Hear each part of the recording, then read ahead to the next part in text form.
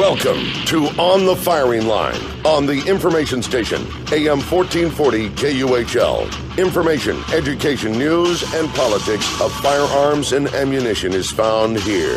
If you have any questions, call us at 1-888-625-1440. That's 1-888-625-1440. Here's a story of an intruder who had a really bad day, even by criminal standards. He was in the midst of burglary, rifling through drawers and cabinets in the kitchen, when he was discovered by the homeowner. Panicked, he grabbed a knife.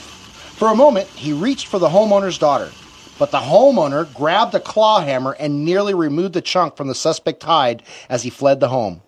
A neighbor observed the suspect running full tilt down the street. The suspect's next move was to hijack a car. Bad move. The driver, a concealed carry permit holder, shot the suspect 3 times in the lower torso and held him for the police. This brought to you by the Seattle Post Intelligencer, Seattle, Washington, July 4th, 2011. You are on the firing line with Jim, Carl, and Joe today. Be a part of today's show by calling 888-625-1440. Or if you're in the Santa Maria area, please give us a call at 928-1440. Again, that's 888-625-1440. Or if you're in the Santa Maria area, please give us a call at 928-1440. Just to kind of clue everybody in, today I do have Carl Doherty from Public Safety Training, Inc. co-hosting the show with me today. Hi, Joe. How you doing, Carl? Glad you're here with me. And what you've lined up for today on the show sounds like it's going to be a fantastic show. I can't wait to get into the rest of it. It is. We got some surprises. So that's going to be cool. Go ahead and take it away, Carl. Give us an introduction here. Well, Joe, today we've got a special guest on the line with us. We've got Rick McCann, founder and CEO of Private Officer International. Rick, welcome to On the Firing Line. How are you, sir? Hey, good afternoon, guys. How's it going? Good. Great. Glad to have you on the show. Absolutely. Hey, Rick, you've got a kind of a large company out back east, and I wanted to get you kind of some exposure out here. So I want you to tell us a little bit about Private Officer International, what you're all about, what you're doing, who you are, etc. Take it away. You know, right from the get-go, it says here that you're the founder and CEO of Private Officer International? I am, sir. Oh, wow. Can you tell us a little bit about that? Sure, no problem. Private Officer International was founded in 2004. It is a security law enforcement association, and really our foundation is in training and advancing the private security industry. Private Officer International is a membership-based association on one side of the house, and on the other side of the house, we are a training division with both online training school as well as regional seminars held throughout the country. Oh, that's fantastic. Private Officer International right now has members in about 30 countries. Oh, wow. So you guys are all over the world. It's not just here in America. We are international. We have people that are members in countries I've never even heard of.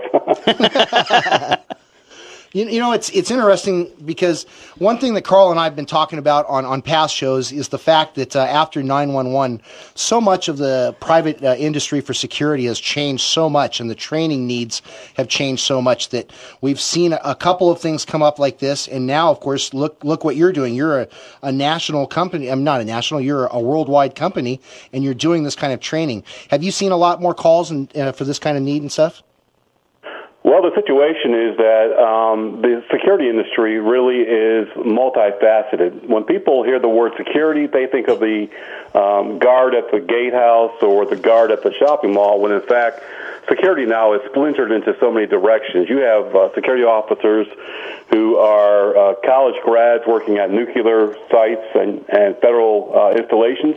You have private security at the mall or the department store, but you also have private security today in more than 23 states who are actually sworn with law enforcement duties, who do everything a law enforcement does, except they do it on a limited property, their own private property where they're contracted. Okay. So it's very diversified, and so with that diversification, really is a need for advanced security training, recognition, and a lot of different areas that really makes the security profession professional. Hey, Rick, can you tell us a little bit about your specials as far as what you're doing for security officers? I know you've got some memorial things that you're working on, some international things for security officers, and honor guards and things like that, just like law enforcement. Give us a little bit about what you're doing with the industry and what you and I have talked about in the past, so our listeners can kind of get an idea of what you're all about. Well, POI, since 2004 when we began, has had a international awards program where we recognize private security officers involved in heroic or brave situations, as well as those who are just dedicated to the profession and their employer. But besides that, we also have a number of other avenues where we reach out to our professional security officers. We have a benevolent service, the only one available in the country for private security, where anytime a security officer is injured, whether they are a member of the association or not, our officer down response teams and our chaplain service are activated. And what we do is we contact those officers and see what services we can provide for them. Sometimes it's just moral support, other times it's financial. And the same thing when a security officer is killed in the line of duty, we try to contact those families and offer them support in various ways. We also have a number of areas that have chapters now, and those chapters are the actual platform for our association in their region, and they assist with the benevolent services as well as training and recruitment in other areas of our organization. Yeah, that is really cool, because I can't think of any other organization or anything out there that steps out and helps security guards like that. And I come from a day long ago when they thought of security guards as the guy that sits at the shack watching TV, maybe has dirty clothes. And I know that is completely changed now, especially after 9/11. And so with that in mind, and then to see somebody like you that has an organization that goes out and they recognize these people, they recognize that these people need help and that these families need help and consolence and stuff like that. I think that's a really powerful thing and a good thing that you've started. Good job. Hey, Rick, what made you start POI, and give us a little background on yourself, if you don't mind. Yeah, not a problem. I do want to throw out a couple of numbers, though, that's going to be really mind-blowing to folks who probably never even took a moment to think about it. But 115 to 130 security officers are killed in the line of duty every year. Wow. 42,000 security officers will be assaulted this year. 9,000 are seriously injured. And unfortunately, as of last year, about 20 will commit suicide on their client's property. Ouch. Wow. We are aligned, unfortunately, in a negative way with law enforcement, as private security is changing from the model of observe and report to actually challenge, detain, and investigate, which is where security is now. Right. Mm-hmm. We're seeing parallel situations that have always been associated with law enforcement. We're seeing a higher increase in alcohol and substance abuse. We're seeing suicides among private security, and that's because they're involved in the same thing. Just last week, security officers discovered 8 homicide victims throughout the U.S. Wow. And we all know that for law enforcement alone, a lot of times that's a heavy thought in their mind for a long time. Yep. Well, private security really is changing, and POI began because my background for the last 38 years has been law enforcement and private security. I've owned a private security company since the 80s. I just recently went back into law enforcement, and we have always known the situation in private security. Right from the get-go, when I was just 17, my brother was a regional manager for a large security company and a police officer at the time. And it just so happened that he needed some extra security personnel for a large soccer game, and I got voted in to work that special event. And so that's how I got involved. But early on, after coming out of the military, I was a campus police officer and then a municipal officer, and still worked security, both uniform as well as loss prevention and other areas of the security industry. And security officers were always, not recognized. They always made apprehensions. They were always the ones who were on the front line long before police got there, and now even more so. And I decided in 2004, after reading an article from the AP about the security industry being really on the forefront of detecting and stopping and deterring crime, and yet not being recognized, I decided that day, it was in February, that we were going to change that. We were going to really let the world know how valuable private security is, and they just don't get the recognition. They obviously don't get the pay And so we are changing things. That's interesting. That's a good point you make too on the pay, because Definitely. I've worked security before, and out here in California, there's a lot of quinceañeras we do for part of the Hispanic population, where the younger girls are turning to a mature age supposedly, and so there's a lot of drinking that goes on at a lot of these things, and it gets out of hand, and the security guards are confronted and pushed, even to the point where sometimes people are trying to push them around and stuff, and trying to handle and keep a grip on something like that is really tough at that pay level. Yeah, and this is where the training also is important, Joe and Rick, that, POI and with what we do out here at PSTI, we're trying to get those officers trained, trying to get that training back into the security force, because they want that. That helps them prevent from getting assaulted, prevent from injury, and that keeps us, safe. We want to go home at night just like everybody else. Yep. All right, well, we need to go ahead and take a quick break. I just want to remind everybody, today we have a special guest on the show with us. It's Mr. Rick McCann, founder and CEO of Private Officer International. He's on with us today to discuss the security industry and also what he's been doing within the security industry. Also, later on in the show, if we have time, we'd also like to talk about 10 things that you can do to avoid a home invasion. May not guarantee it, but if you can do whatever you can to avoid a home invasion, that's fantastic information to get. Also, we have GOP House leaders demand Fast and Furious answers from Holder once more. So we'll be right back with you on the firing line with Jim, Carl, and Joe today. You're listening to On the Firing Line on the information station.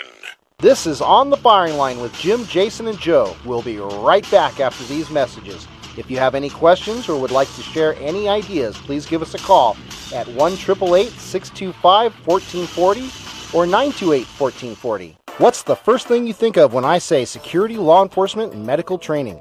I think of Public Safety Training Incorporated for security law enforcement training classes like pepper spray, tactical handcuffing, anti-terrorism, basic baton skills, guard card and firearm classes, and taser device courses. Or medical training classes like CPR and AED for adults, children, and infants, or CPR for healthcare providers, first aid, bloodborne pathogens, and wilderness first aid. And many more classes like California, Utah, and Florida concealed weapons certificates. So if you're thinking the same thing I am, give Public Safety Incorporated a call at 805-556-4450. Or check out Public Safety Incorporated's webpage at pstrainingpros.com.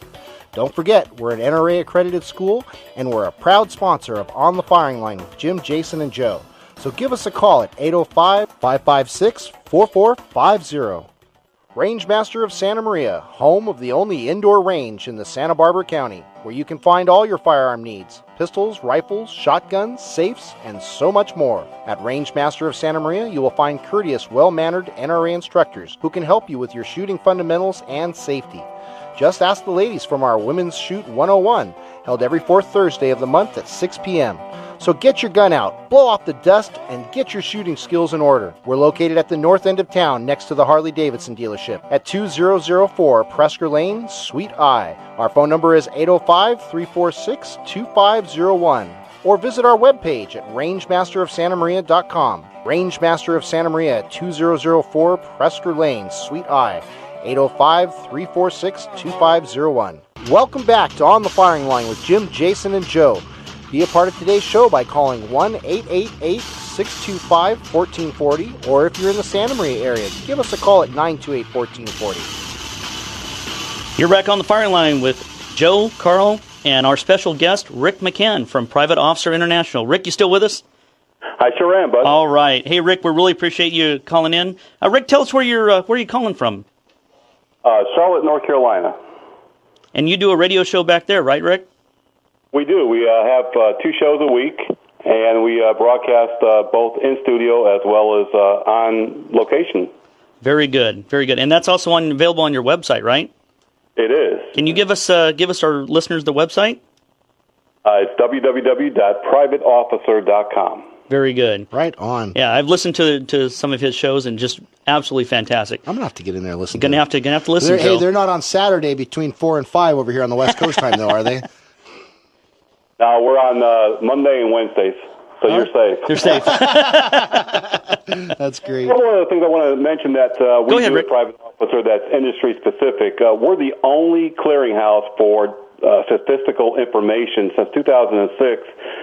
both the U.S. Department of Labor and the U.S. Department of Justice, as well as a number of state agencies, look to us for data. We collect injury data, security officers killed data, also armed confrontations, lawsuits involving private security, and a number of other statistical information, and share that with a number of agencies. And they actually use our data for their reports, because we have a full-time news reporting department, and we also have our own news site that is security and law enforcement specific. And so we're the only organization of any type that does it just for security. And it used to be that a lot of the state agencies collected that data and forwarded to the U.S. Department of Labor. However, they left a lot of folks out that really were doing security work. In other words, they would leave out people that would be night watchmen, bouncers, things of that nature, really are security officers, but just because their title didn't define them as security, they didn't include them in their data. Wow, that's interesting. But we record it 24/7. There's always someone checking. Over 400 news sites we monitor, plus we get hundreds of press releases from both the police agencies as well as news sources. I got to tell you, Rick, I'm on your email list, and let me tell you, it comes through like gangbusters. There's all kinds of stuff you would never, ever think of that he puts out for security officers, TSA, just officer safety, officer down. You know, a police officer gets killed in the line of duty or a security officer gets killed in the line of duty. He's got the 411 on everything. That's fantastic. He is just fantastic because with that information. If you owned a security company and you had security guards, I would be holding regular safety meetings to give my guys information to avoid things and how to handle situations better. You know, on top officer of safety whatever bulletins. training. Exactly. So information like this just gives a guy more insight to be able to handle his job better, and hopefully, you know, especially if he's the lead on the site or something like that, get everybody home safely. Things to look out for. That's a good idea. Now, Rick, you said you've got a security company.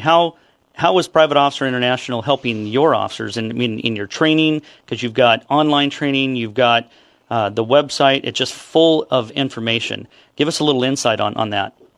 Well, before even beginning the association, we always did training. Training was the number one basis. I mean, before even some of the states that we go into, before even they had any state requirements, we were doing advanced training. Our security personnel have 40 minimum hours, and then they're required to take 40 more hours within 180 days. So training is very important. A lot of people just don't realize the dangers in the business. You know, just recently, within the last couple of weeks, a security officer in Dallas had come out for a smoke break from one of his locations where he was working, and in the darkness of the night, he was attacked by 3 armed gunmen. He wasn't approaching them. He wasn't looking for anything suspicious.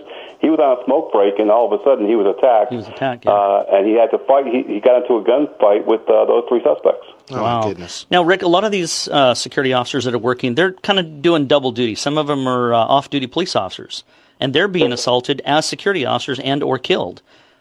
Yes, they are. In fact, 2 law enforcement officers were killed last year while acting as private security, 1 state trooper and 1 city police officer. Now, Rick, do you think that they're just targeting these people because they're in uniform, or they know them from a past encounter as a law enforcement officer?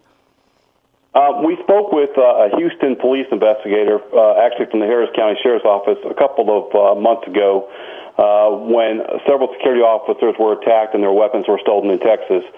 His statement to me was that this is ongoing in several states where people, maybe gang-related, maybe not, are specifically targeting security, not for their money, but for their weapons. You know, that's interesting. That's a big point here. I've worked at a few apartment buildings that basically, you know, they had problems with gang violence, things like that, and they've had shootings and stuff like that.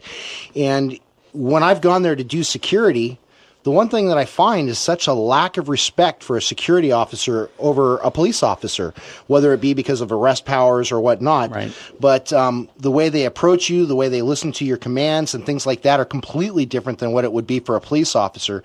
And I think that mindset and that attitude actually puts a security guard in more danger. Risk. Yeah, more risk. And that's another good point right there. Hey, Rick, what? Well, I think Carl can tell you, having worked in law enforcement as well, that really the respect for law enforcement is not what you think it is today. No, it's nothing not like at all. 20 or 30 years ago. And just think, 160 police officers were killed in the line of duty last year. More than 100,000 were assaulted. If they don't respect for law enforcement, do you really think that they're going to respect private security? Well, right. that's exactly right. Very strong point. Hey, Rick, we want to just touch on something real quick because we want to make sure we recognize this, officially, that it's National Police Week of 2012, May 13th through the 19th. And I want to read something here of how this actually got started. In 1962, President Kennedy proclaimed May 15th as National Police Officer Memorial Day, and the calendar week in which May 15th falls as National Police Week, meaning that National Police Week 2012 is on Sunday, May 13th, which has already passed, through Saturday, May 19th, which is today. And I know, Rick, you've got a memorial ride planned in September 2012. Can you talk to us about that? Sure. Since 2006, Private Officer International has had a Memorial Week, the third week of September every year. And during that week, a number of ceremonies are held throughout the country to recognize the security officers who have given their life to protect life and property.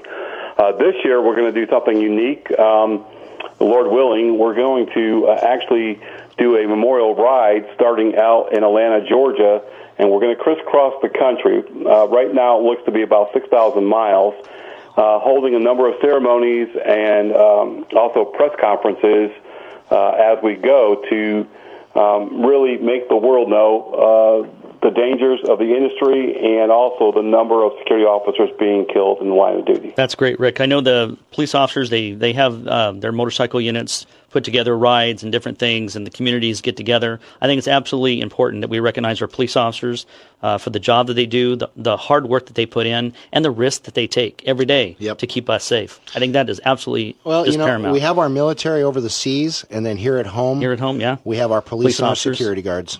Yeah. And I think, with security now that we're getting more and more updated in training, we're looking at, a lot of officers are coming through my class being armed. They want their security training, all of that. I mean, they want to do this as a career. And it's changed a lot. I think he made a good point earlier in stating that now instead of observe and report, now we're doing more investigative. We're actually being proactive in a lot of different things. And that's showing a complete change for the industry and a complete change for the job and the job title itself. Yep. Hey, Joe, we got to take. Look at the law enforcement budgetary problems and with the layoffs. I was just in Nashville last week. They're facing 200 officers being laid off. Wow. In fact, this last week, 2 police departments closed down completely because of budget constraints. Wow. And as you're looking at those resources diminishing, more and more responsibility is given to private security. And as that happens, private security really needs to step their training up. They really need to look at what they're doing completely different because it is very much hands-on. Right. In many situations, when an emergency happens, it's not going to be law enforcement, and it really has never been law enforcement who's the first one who arrives. The true first responder has always been private security. Right. If it happens where a security officer is on duty, he's going to be at the scene first. Do you want him to be experienced and know how to take over that emergency from the get-go, or do you want him to stand back and just go, I don't know what to do, I'll just wait for the police to get here? Hey, Rick, that's a good point. Hey, we got to take a quick break, but we're going to come back and talk with Rick McCann from Private Officer International. You're on the firing line with Jim, Carl, and our special guest, Joe and Rick McCann from Private Officer International. Be right back with you. We'll be back to more of On the Firing Line with Joe and Jim after this. This is On the Firing Line with Jim, Jason, and Joe. We'll be right back after these messages. If you have any questions or would like to share any ideas, please give us a call at 1-888-625-1440 or 928-1440. Rangemaster of Santa Maria, home of the only indoor range in the Santa Barbara County, where you can find all your firearm needs, pistols, rifles, shotguns, safes, and so much more. At Rangemaster of Santa Maria, you will find courteous, well-mannered NRA instructors who can help you with your shooting fundamentals and safety. Just ask the ladies from our Women's Shoot 101, held every fourth Thursday of the month at 6 p.m.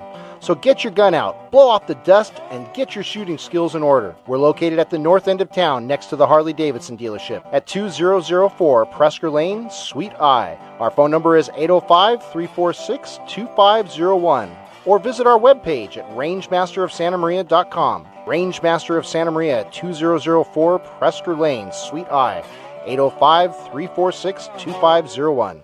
What's the first thing you think of when I say security, law enforcement, and medical training?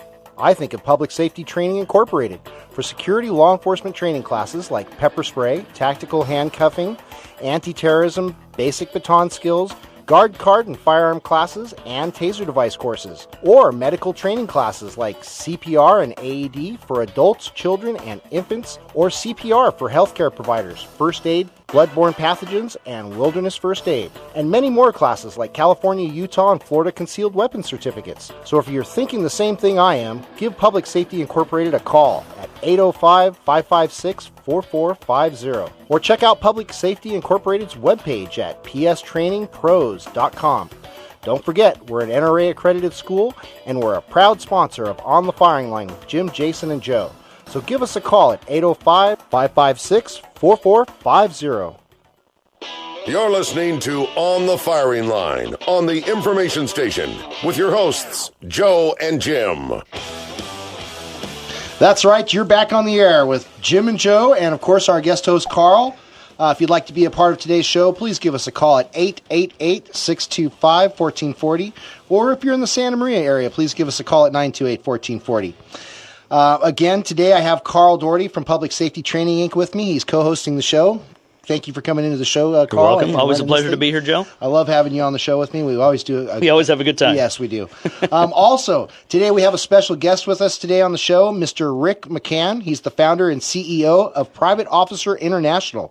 Rick, welcome once more to being on the firing line with us today. Uh-oh, we didn't lose you, Rick, did we? No, we're still here. Excellent. Okay, there he is. Hey, we wanted to, Carl and I were just talking during the break a little bit about something that you kind of jumped into, about how much the security industry has changed. And of course, you kind of delved into this a little bit. Officers losing their jobs, departments closing because of budget shortfalls and things like that. And so I would imagine that these officers are going to be looking for jobs in their own line of work, but if they're not finding it right away, this is the perfect field because this is the field that's going to be most accepting, that they're already well trained for. Right. And do you see a lot more of this this trend following on in the future, do you think? Definitely. A study was done a few years back by several colleges that showed many law enforcement officers, and especially supervisory and up to the chief level, in the last 10 years have left law enforcement, not retired, but left early and got back into private security.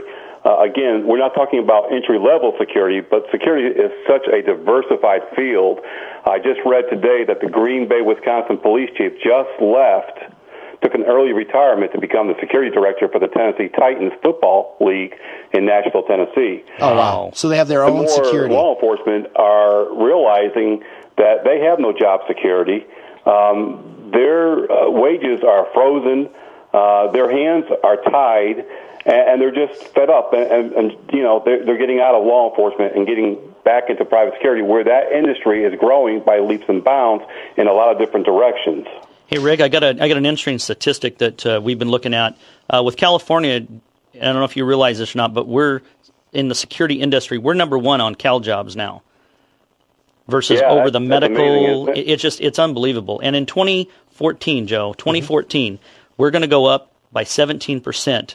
Of the security industry is going to increase by 17%. That's a huge jump. That's insane. And that is because that most of the departments, Rick, out here, back at East where you're at, that are going and hiring a private security company to augment their officers that they've had to lay off. San Jose PD now uses private security for their park patrols and different things like that. I mean, it's just unbelievable. Okay, if police departments have a budget that they have to follow, and that's the money that they can use, for overtime, equipment, training, things like that, and training. Would you say that there's more money available now to people who are taking over in the security industry rather than what would be available for police officers to use within their department? What the study found a couple of years ago that the joint colleges did was that private security can do a much better job at doing most policing. And they were talking about doing policing, everything but major felonies. It's already done in Australia, the UK, Canada, and Nigeria, Africa, and a number of other countries that use private security for law enforcement. The reason why is law enforcement, they're pretty well tied into their budget. Private security, they have no budget. That's what I was saying. They have unlimited wealth of information. They also have all the experts. Right now in the UK, 5 different police departments are being built and will be run by private security. Mm-hmm. Wow. Kind of reminds... And something I mentioned earlier that maybe you guys didn't catch, I know Carl knows, but there's more than 20 states right now in the U.S. that allow private security to have some type of law enforcement authority. That's correct. In the state of Virginia, Tennessee, Maryland, Virginia, D.C., Missouri, Kansas, and a number of other states, Massachusetts, they allow the private security to make full arrests as law enforcement. They're sworn in as law enforcement. They go through a little additional training, and they see that case through all the way to the end. Wow. They also transport their prisoner to the jail, process them in. Right. It has nothing to do with law enforcement at all. And the reason for that is because there's a liability issue that we haven't even talked about. That's, the security officers, there's a lot of liability in this industry. However, security can shield themselves from that liability through the training and through various licensing. And so this is really going to be standard. It already has been in a number of countries, but you're going to see private security take a bigger chunk out of the actual physical law enforcement. I actually consult with security agencies right now on how to grow their business by doing contracting various law enforcement services, such as parking authority. Right now, a number of security agencies do all the crossing guards. They do alarm response in a number of areas for the city or county, which relieves those police officers and allows them to do more, criminal-type patrolling and investigating. That's interesting. Yeah, that's very important because we want our officers on the street protecting us, where the more mundane things that security can handle and that they're trained for, they're experienced in, they're helping out. They're helping out their community. It's like having police volunteers. Those folks are so invaluable. You have no idea how much they mean to a department who's under budget, who's under constraints, helping the officers out on traffic control, simple special events the cities have to put on. Those folks are just absolutely fantastic. Another thing that I kind of think might be a realization for some people too as time goes by is while we deal with our local law enforcement, we realize that they're an entity run by the government.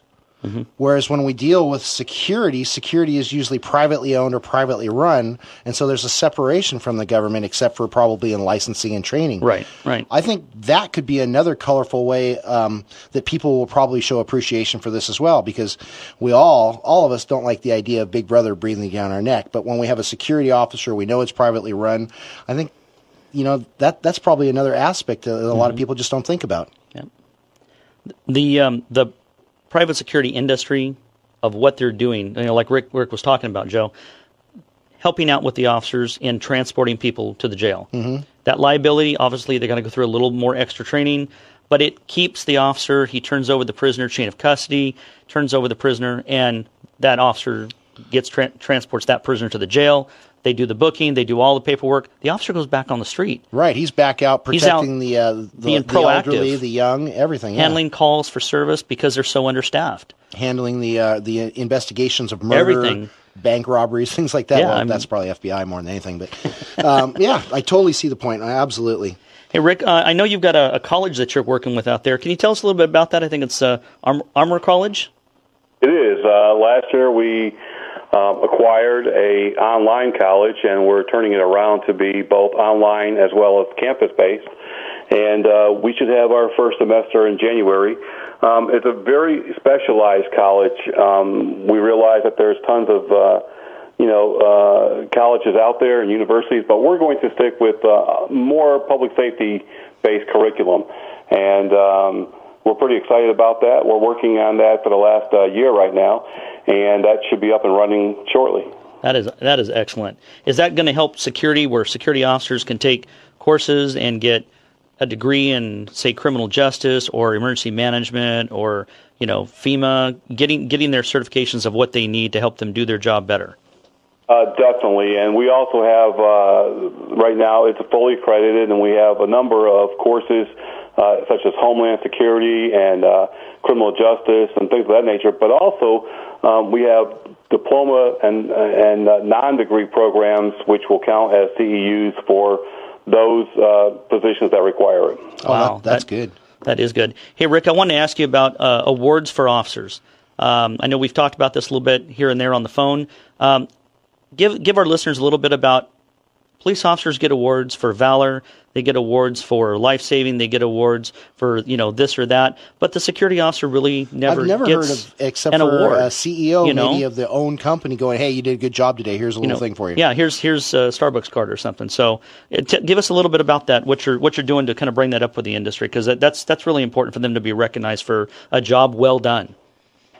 One of the great things about our organization is that we do monitor the news, and if it wasn't for that, we really wouldn't know what was happening across the country. We've seen in the last 5 years that media really has taken more notice of private security and what private security is involved in, both good and bad, unfortunately. But because we do monitor as many news sites as we do, and we receive all of the press releases, we're able to put together an award program every year. And what we do is, as soon as we become familiar or we're notified about a situation where a security officer has been involved in either aiding someone or a bravery type situation, we make contact with their employer. And then we go from there and we have them nominated for an award and we present it. In fact, in the last couple of weeks, April 25th every year, we do our national award ceremony. And I just came back from a number of cities presenting security officers in person. And those that we can't reach in person, we send them to their employers to present to them in a ceremony. That is really cool, because most guys out in the security business, they do their job. They know they're not ever going to be rewarded or anything like that for the job that they're doing. But to have somebody come out that's not even associated with the business that they're working with and come up and say, thank you, hey, here's an award, you did a good job. That is cool. Yep. We need more stuff like that. Another thing, a lot of these folks that are being presented with awards are not members of the association. They don't even know that we exist, and they don't even realize that this is about to happen to them. Wow. About 3 weeks ago, a very serious accident happened in Denver near a hospital. A vehicle plunged into a river, icy cold river. 2 security officers saw the accident, left their property, went down a 24-foot embankment, risked their own life. The vehicle was turned upside down, was able to cut the person out of the vehicle at risk to themselves. Again, this was very high, cold temperature water. They rescued the individual and saved his life. He actually went into cardiac arrest. They performed CPR, and he's alive today because of them. Wow. That is amazing. That is awesome. All right, we need to take one more quick break. Again, we have with us today Rick McCann. He's the founder and CEO of Private Officer International. He'll be back with us right after this commercial break. We have Carl with us and myself, Joe, and we're on the firing line, and we'll be right back with you. Don't go away. That's right. You're listening to On the Firing Line on the information station. This is On the Firing Line with Jim, Jason, and Joe. We'll be right back after these messages. If you have any questions or would like to share any ideas, please give us a call at 1-888-625-1440 or 928-1440. What's the first thing you think of when I say security, law enforcement, and medical training?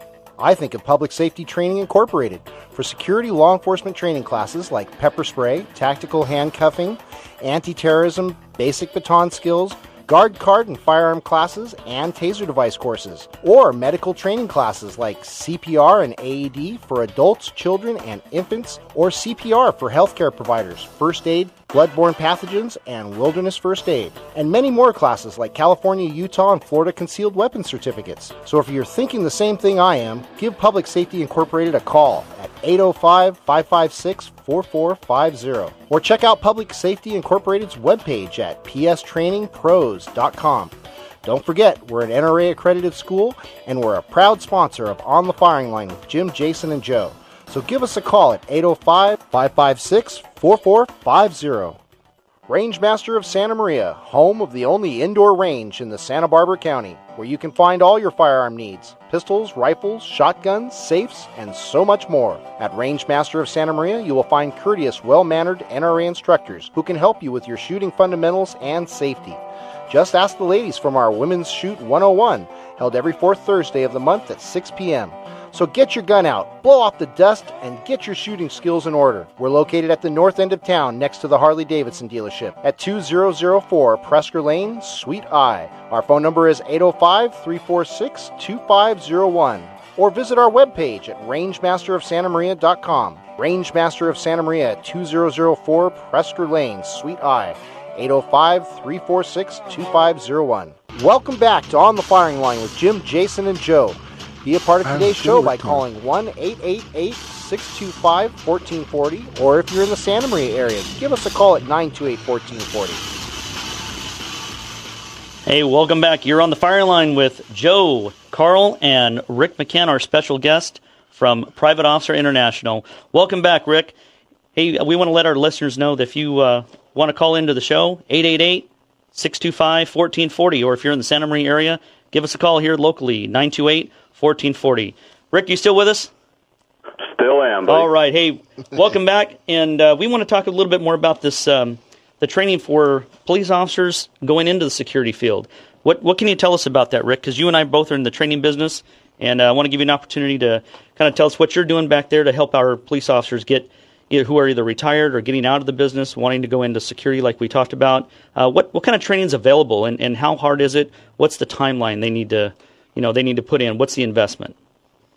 Well, law enforcement obviously is still a different animal than private security, and so we try to help those officers cross over from being public law enforcers to private security. There is a difference. So really, basically, it's taking a little bit of time with them. I was with a law enforcement officer last week, and he was telling me he just retired and he just got into campus security. He's used to grabbing people and doing different things as a law enforcement officer that he can't do now as a private security officer. Right. There is no such thing as probable cause in the private security field and a number of other things. And so really there is an adjustment period, but they do have really a lot of information and knowledge that can be crossed over into private security. Oh, God, I bet the inside is fantastic. Yeah. It's a totally different world to some aspects, but overall, you're still going to use that law enforcement training. Right.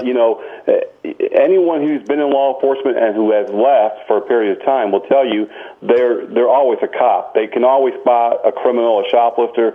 It's always with you. Right. It's in their blood. Yep. What kind of training are they looking at, Rick, to get into the business? Obviously, my state is different than yours. So give us a general of what do they need to do? What kind of training do they kind of need to retrain themselves in, both firearms, if they're going to carry on or off duty, if they've got a CCW, doing executive protection work? What kind of training is involved getting switched over? As with law enforcement training, there is no across-the-board training requirements, federally regulated. Every state mandates their own.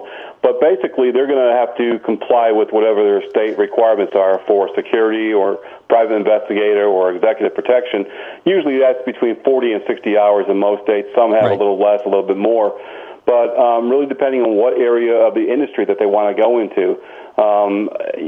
Again, they really need to have the mindset that this is a different ball game and be able to take it down a couple of notches. Now, with our state here, Rick, we've got 40 hours of training just to get their regular security officer license. And if they're going to take their baton, it's another 8 hours. If they're going to take pepper spray, there's another, 4 to 6 hours.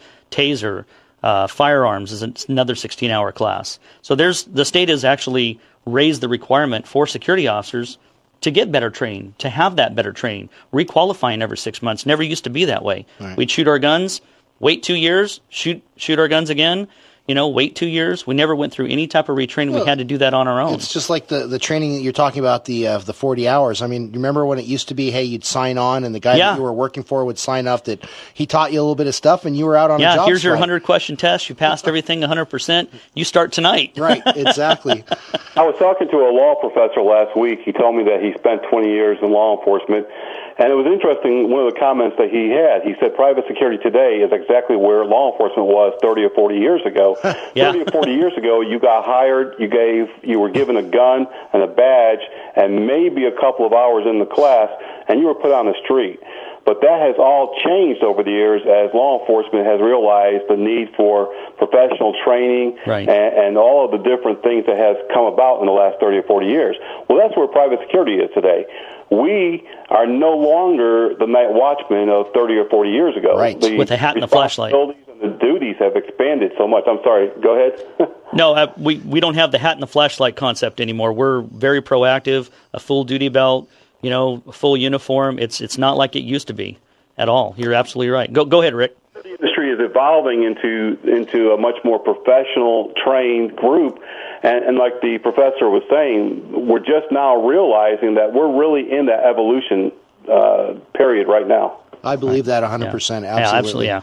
And the times have dictated it very, very bigly. I was going to ask one more question. I know that you said each state has the ability to set the standards for their own state of what the requirements are. Do you foresee in the future possibly any kind of government standard that might be set across the board? Nationwide. I get asked that all the time, and personally I don't, because as you know or may not know, every state regulates their own law enforcement post-training, police officer state standard training. Right. And there's been a number of times when they've pushed for a federal across-the-board training requirement for police officers. But that, has always been left up to the state. The state really can mandate their own training. I don't think security, other than being maybe on a federal level, will ever be mandated to be, a certain amount. In law enforcement, I just went back through some of my training. Some states for law enforcement, 620 hours, some 480 hours, a big difference, but yet they're both, the state requirements for law enforcement. Private security, I think right now we're working with 3 states that is increasing their security another 20 hours for training, and I think you're going to see that continue to rise. But again, one of the things that we haven't touched on is that training is all driven by the security agency, and security agencies cannot afford to take out of their pocket the funds necessary to train their personnel beyond what the state requires. Well, that kind of leads me on to something else too, because I know in our industry out here, we're always looking for the guy who wants to better himself, the guy that's going out and paying for classes and taking classes to advance himself. And I agree with that, Joe, because I get people in my class like I had today. I had a firearms class. Why are you guys here?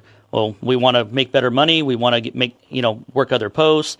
We want to, and it's a career for us. We want to have more opportunity rather than just having a guard card, because that limits us if we're not armed. Armed positions, throughout California are just huge. Right. It's funny too, because I went and contacted a security company in Idaho at one time just to kind of see what their standards were and stuff. And I actually found out that California standards are transferable over to Idaho so that you can still have your guard card and do things. I wonder how many other states will accept other states' guard credentials and stuff like that and allow them to work. That's a good question. Hey, Rick, what do you know about that? I don't have an exact number, but I know that there are a few, but only a very few. And again, that really is because of the standards, the hours required that vary throughout state to state. I would like to see it. I'm also an EMT paramedic, and it is transferable to a number of states.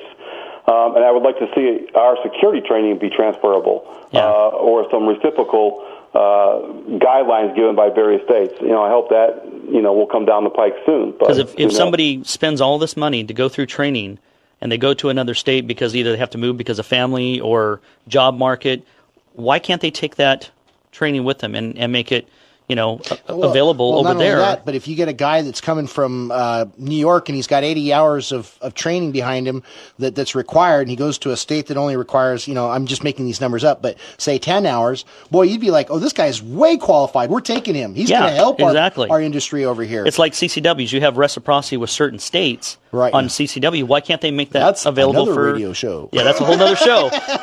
Why can't we make that available for security where they have reciprocity with other states? That makes sense to me, guys.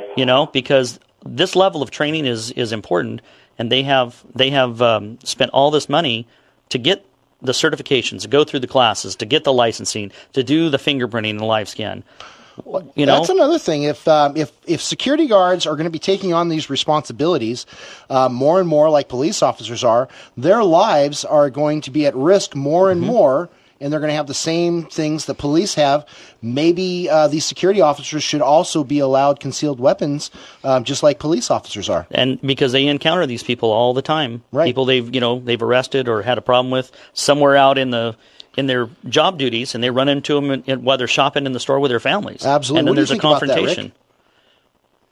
You're preaching to the choir. Another number that I didn't throw out to you earlier was that 1.8 million arrests, detentions, and apprehensions are made every year by private security. More than 1 million are shoplifters caught by loss prevention. The other 800,000 are various misdemeanors and felonies caught by private security officers, and in many cases prosecuted. I just had a security director come to me last week, and again, we were going over the same very thing, where a lot of courthouses won't allow private security armed to come through the courthouse when they're going to testify. However, in recent months, there's been a couple of security officers who have been seriously injured after testifying against a suspect that they've arrested or had arrested after court. Wow. Yeah. Because like our courthouse here, Joe, is, they have private security in the courthouses, the juvenile hall court, and they have an armed sheriff's deputy here as well. But you can't carry your weapon in the courthouse. You can't carry your weapon in courthouse. That is just... and we have to go testify, on cases that loss prevention. They testify all the time. I hear horror stories. And if you're going up against a gangbanger who's Mr. Attitude, it could be him or it could be his buddies waiting for you afterwards. And then there's the retaliation you have to worry about. Exactly. So that's a good point. Wow. We need to contact our politicians. We need to make these things clear to them so that we can hopefully protect those who are protecting us. Right.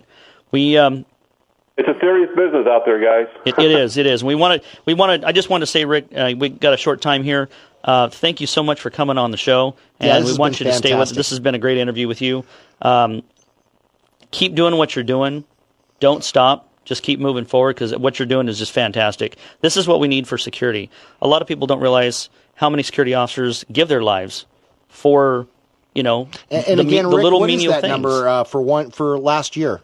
How many security officers gave their lives last year? More than 120, and right now we're on track to be about 100 this year. Oh, my goodness. That's 2 for every state. Hey, Rick, I want to bring up something you and I were talking about, kind of a hot-button topic. We had 9/11 happen. How many security officers lost their lives in 9/11? Nobody ever talks about that. About 260. 260. In one day. One day. We've lost Port Authority, police, and have you guys done fire. any kind of communication with the families to give thanks in the same way that you're doing with some of the other officers that have received notifications and stuff about the great things that they've done?